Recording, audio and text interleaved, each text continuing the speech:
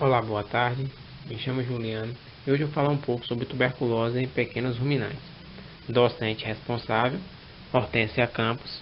Os discentes: Gilmara Miranda, Natália Ferreira, Gabriel Mesquita, Eli Emídia, João Anderson Bispo, Herbert Rocha, Larissa Parados, Pedro Leone, Leonardo Pontes, Daniela Sampaio, Eliseu Valério, Maria Eduarda Leno, Jefferson Mateus, Bárbara Moreira, Eurico Elbert e Juliana Barreto.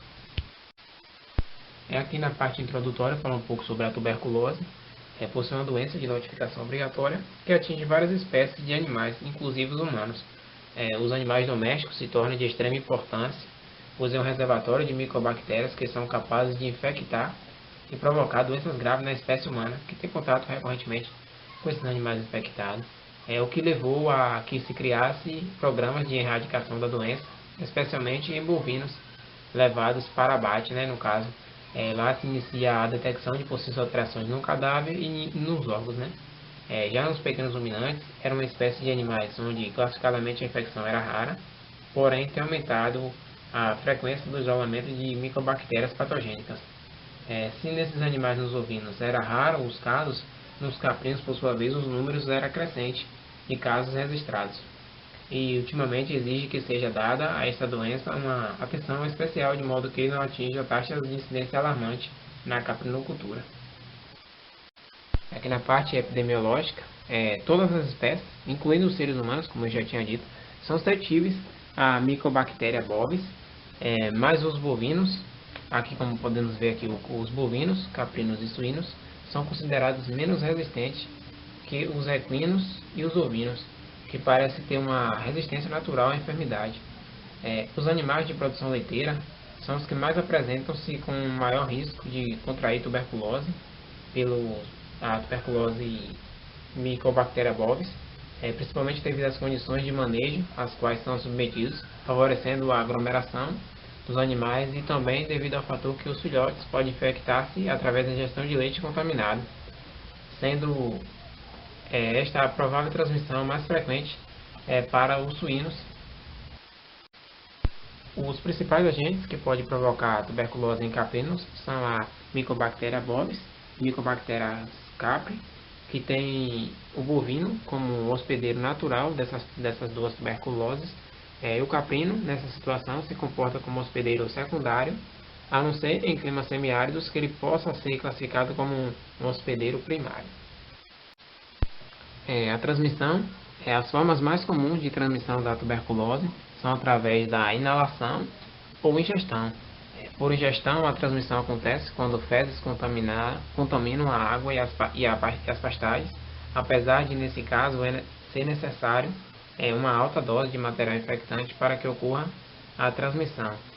Já onde a enfermidade é endêmica, o consumo de leite contaminado pode apresentar-se como um veículo de transmissão aos animais mais jovens. A infecção pela Mycobacteria bovis em caprinos pode ocorrer em conexão com a infecção em bovinos.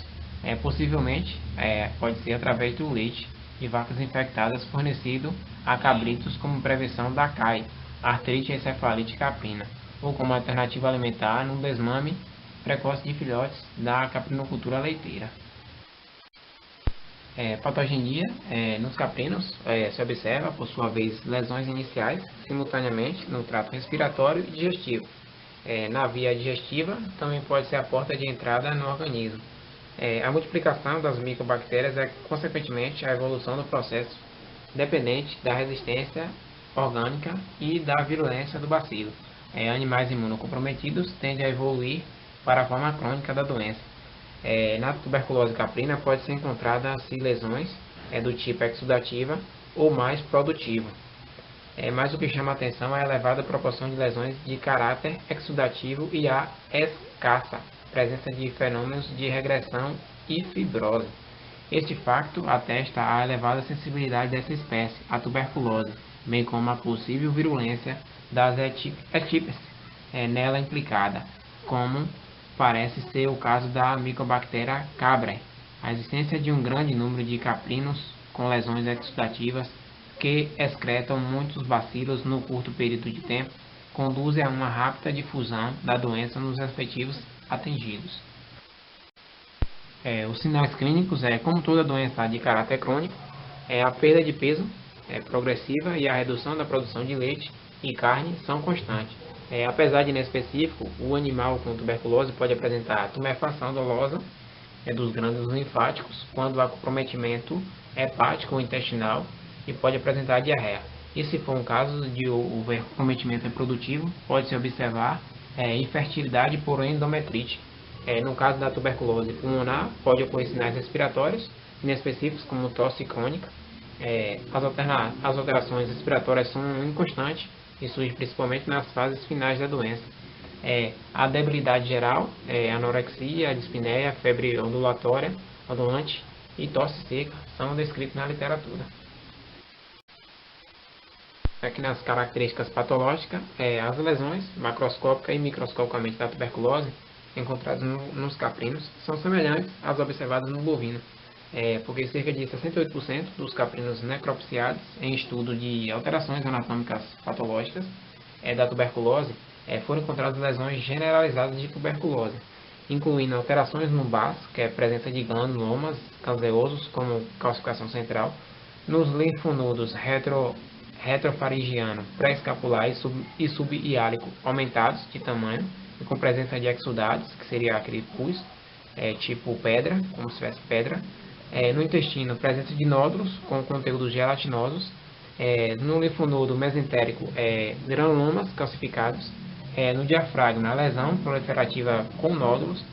No fígado, presença de nódulos miliares. Nos rins, lesões encapsuladas, proliferativas, caracterizadas por necrose caseosa central. E nódulos esbranquiçados no coração. O diagnóstico, a tuberculina é o nome dado ao extrato de micobactéria usado para o teste intradérmico em animais com o objetivo de identificar a presença do agente.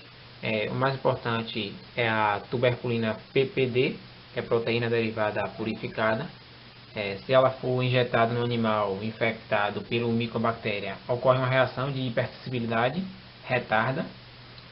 A intradermotuberculinização simples é uma prova utilizada por rotina com inoculação de intradérmica de tuberculina mamífera no pescoço ou na prega da cauda e a realização da leitura 72 horas depois. O teste de tuberculínico é importante como a prova da rotina em pequenos ruminantes, por sua alta especificidade, principalmente quando o objetivo é realizar diagnóstico diferencial de linfadenite caseosa com a tuberculose. Um ponto importante é que a tuberculose caprina é semelhante à bovina, mas em estudos sobre a observação de tuberculose causada por Mycobacterium bovis, sugiro que a baixa incidência da tuberculose nessa espécie possa ocorrer devido às falhas no diagnóstico, pois a linfadenite caseosa apresenta lesões macroscópicas semelhantes às da tuberculose, no caso da necrópsia pós-mortem. O tratamento não há um tratamento. Os animais afetados devem ser abatidos o mais rápido possível após o diagnóstico, de modo que a minimizar os riscos de disseminação da doença entre animais e o próprio homem. E a Mycobacteria cabris tem como prevenção a tuberculinização, que é a prova alternativa de todos os animais em um intervalo regular, uma rápida separação e sacrifício dos animais positivos, limpeza e desinfecção das instalações e objetos contaminados, quarentena dos rebanhos que entraram em contato com os animais contaminados, e muito importante também é o rastreio dos movimentos anteriores dos animais positivos para encontrar a origem e a possível disseminação da doença, pelo que se deve existir identificação individual obrigatória e um controle completo e preciso da movimentação anterior do animal até chegar àquela localidade. Boa tarde, me chamo Eurico Evert e vou estar dando continuação à apresentação do trabalho Leptospirose em pequenos ruminantes. Introdução. A leptospirose é provavelmente uma das zoonoses de maior preocupação em todo o mundo. Apresenta vasta distribuição geográfica, tendo sido evidenciada em mais da metade dos países, sendo particularmente prevalente nas Américas. Ocorre de forma endêmica na América Latina e no Caribe, com impacto na saúde pública e na economia agropecuária. O agente causa pertence ao gênero Leptospira, que são bactérias espiraladas, longas, finas, pontiagudas e ativamente móveis.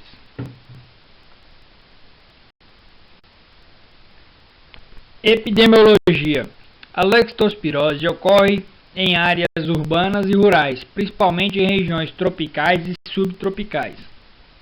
No Brasil, ocorre durante todos os meses do ano, em todas as regiões do país, predominantemente nos meses mais elevados dos índices pluviométricos, no caso a chuva, principalmente nos centros urbanos, onde há aglomeração populacional de baixa renda em condições inadequadas de saneamento e alta infestação de roedores contaminados.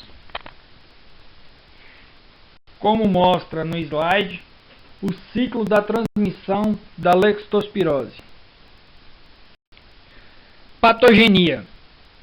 Após a invasão do tecido, as leptospira difundem-se rapidamente para a corrente sanguínea, multiplicam-se ativamente. A bactéria pode alojar-se nos rins, causando inflamação deste órgão. Infecta o trato reprodutor das fêmeas, ocasionando problemas reprodutivos. Na glândula mamária, causa mastite atípica com flacidez do úbere. Sintomas clínicos. Nos ovinos e caprinos, a leptospirose aparece com sintomas principalmente reprodutivos, semelhante aos bovinos. Na infecção aguda, observa-se anorexia, dificuldade respiratória, anemia hemolítica, icterícia, urina de cor vermelho escuro e febre.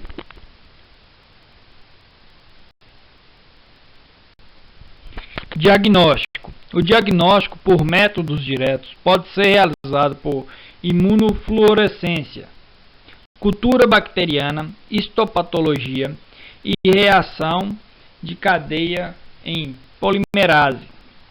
A imunofluorescência pode ser utilizada para identificar leptospiras em tecidos fetal, fígado, pulmões, rins ou placenta, ou sedimentos urinários.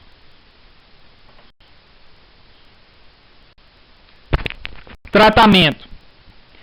A streptomicina foi um dos primeiros antibióticos a ser utilizados para a terapia da leptospirose e é considerado até hoje uma das melhores opções de tratamento, pois apresenta fácil penetração renal, distribuindo as leptospiras presentes nos túbulos renais.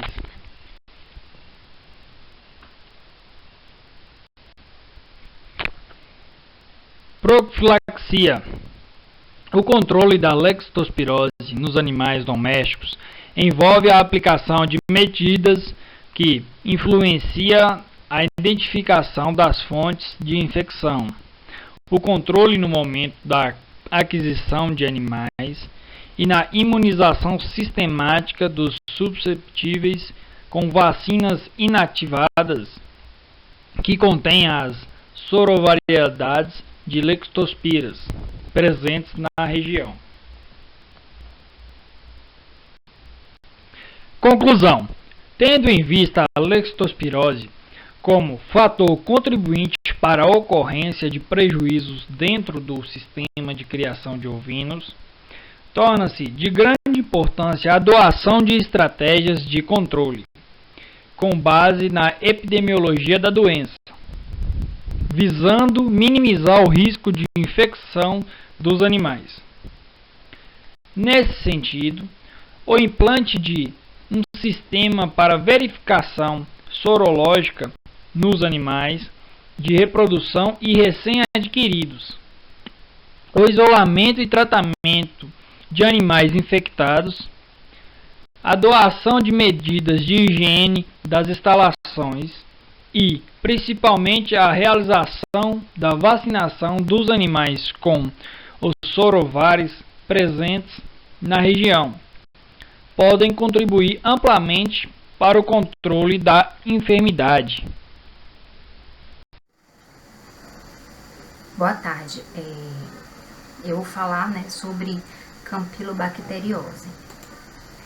Dentre os mais importantes fatores associados com a rentabilidade da pecuária, a reprodução afeta mais diretamente o nível de produtividade, sendo dependente de fatores nutricionais, genéticos, sanitários e, sobretudo, um manejo adequado. Visto que a campilobacteriose é uma doença que apresenta altas taxas de abortos ou manifestações clínicas que despertam grande interesse dos criadores e técnicos por prejudicarem a performance reprodutiva dos rebanhos. Mas o que seria essa doença? A campilobacteriose é uma doença conhecida como vibriose bovina, causada pela bactéria Campylobacter. É uma doença venérea que acomete bovinos, ovinos, caprinos e suínos. Nas fêmeas, a bactéria localiza-se no lúmen vaginal, cérvix, útero e oviduto, provocando morte embrionária, repetição de cio, abortamento e infertilidade. Nos machos, a bactéria se localiza preferencialmente na mucosa prepucial, glande e a porção distal da uretra. Os touros são portadores assintomáticos e, sendo assim, o principal transmissor e disseminador da doença no rebanho. Outros micro-organismos do gênero Campylobacter podem estar associados à adenomatose intestinal em suínos, enterite e mastite. Etiologia. A campylobacteriose é uma doença do trato genital causada pela bactéria Campylobacter, um bacilo gram-negativo de forma curva, bem parecido com uma vírgula, ou espiralada, ou de forma de gaivota, ou ainda em S. A espécie Campylobacter fetus, da subespécie Veneralis, causa aborto em zoótico em gado bovino, enquanto a Campylobacter fetus, da subespécie fetus, causa a mesma doença em ovino, ocasionalmente em suíno e esporadicamente em bovinos. A Campylobacter jejuni, ela causa aborto em ovinos e caprinos. Patogenia. As bactérias são ingeridas junto a alimentos contaminados, chegando ao lúmen do animal.